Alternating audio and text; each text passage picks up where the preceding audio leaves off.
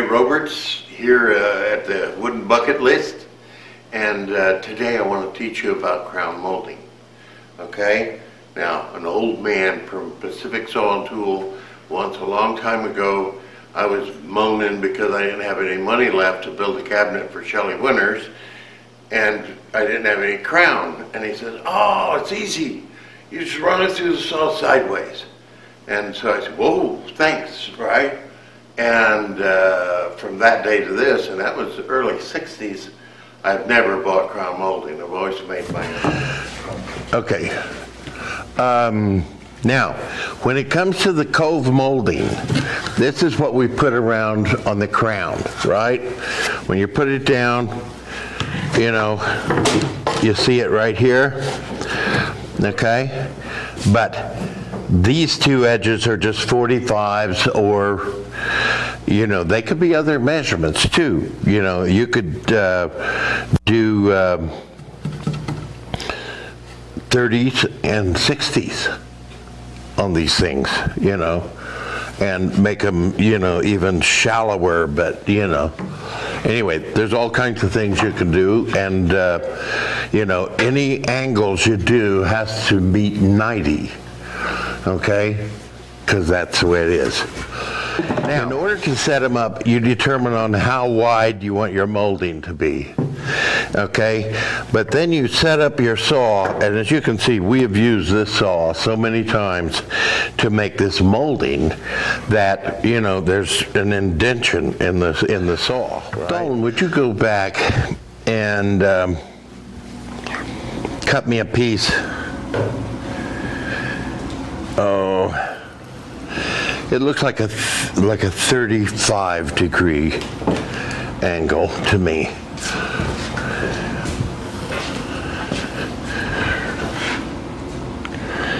Yeah, somewhere in there. Anyway, when you set this thing across here, okay, then remember I took my metal one of these out and replaced it with a fine piece of plywood that's, you know, that's like several plies. 10 is nice. The 10 ply, I get it Baltic birch out of Russia or someplace. Okay. Let me see. I would like to give you the angle that I use. A little more steep here. Okay. Cut this one, and let's see where we're at to the same point. Okay. And then give me the angle. Okay, so I get it set up there, and I measure from here to there. Okay? To where the outside of my blade is. Okay, see, so if I'm doing a 3-inch or 3.5-inch piece of molding, okay, I need to make sure that this blade is still in there. Okay, so this is kind of going to be hard for like somebody who's just a novice to do it, but after you've worked with the saw a little bit, you'll get this. You try to get everything you can out of a table saw. I've seen people who only had a table saw, and then they would set up a carrier. Do we have a carrier, Dalton? You know, that we, bring me that one. What was the degree on the angle? 40. Okay. So this is like a 42-degree angle. Okay? Setting on the front of this saw and against that board. Be like a 42-degree angle. You can set that, and then you can set your board across. Okay? Now, we put it up there, and we screw it down. I was telling you about that carrier, and what it is a piece of plywood, okay, turn it around, okay? These two runners go in these grooves, okay? And it sets in there, and then you run it back and forth across there. But if you wanted to run something through there on a 45, all you have to do is put a board across there on a 45, hold it to that, and you could literally cut everything on this saw. And you can even make turnings on these saws, okay? We made a table base. Go. Okay, now, we're going to be pushing the board in from this way. Now, some of you may have a saw that the arbor tilts the other way, okay? And if it does, you're going to want to be on this side of it. But this one is a Powermatic, and it tilts this way. So whichever way your saw tilts, make sure that's how you feed it.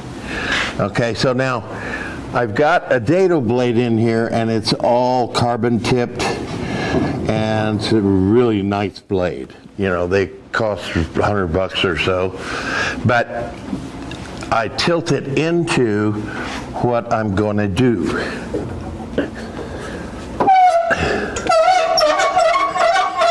Just 4 or 5 turns.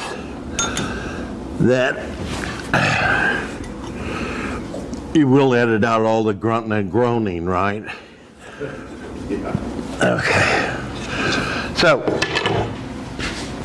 you're ready. Okay.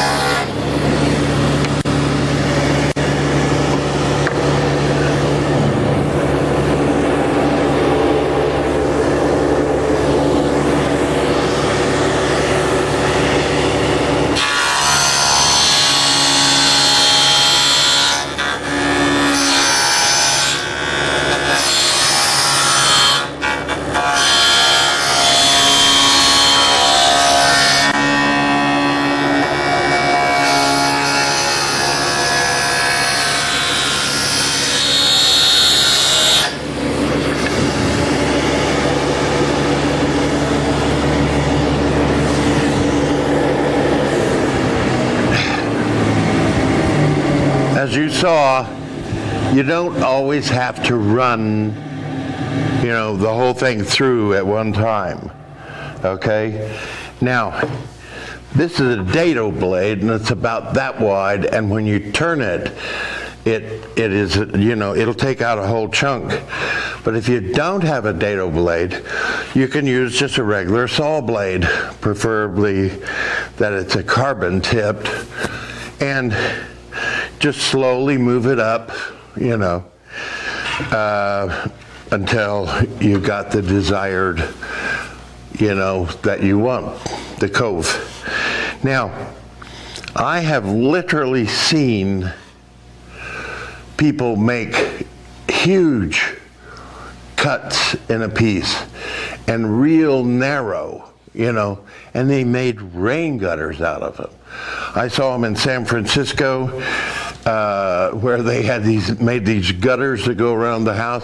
It was one piece of redwood, okay, and they had that blade setting up there, and of course this angle was real sharp, and you could tell they just kept running it through the saw until they had, you know, and I'm serious, it was this thick. And it was beautiful, of course, when they finished, because they put a detail on the front of it. But you can do a lot of things with this saw.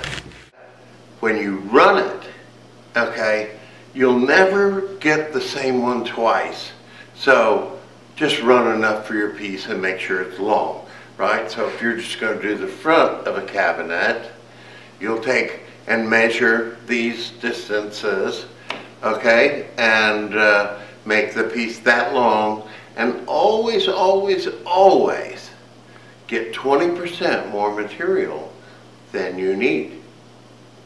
So after you run it through the saw, right, then you take both edges and you cut them at a 45, okay, and you've got it.